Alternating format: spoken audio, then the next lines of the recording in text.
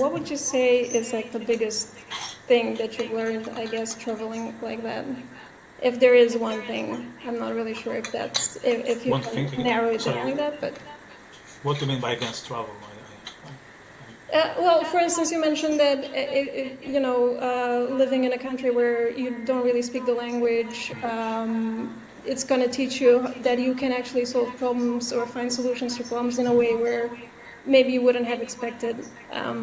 So, what's something that really stands out in terms of like the lessons that you've learned traveling through so many places? Yeah. So there's a fun fact about travel that the road seems smaller, but at the same time seems bigger. Okay, it sounds like a paradox what I'm saying, but what I mean by that is like when I was um, in the Emirates last year, September, actually the year before, 23.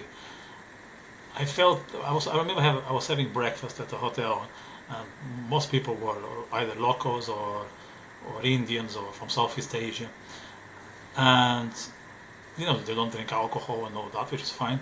But I really felt that the that people were the same as we are, because bottom line we're all humans. You just replace the pint with a coffee or the tea, and that's the same.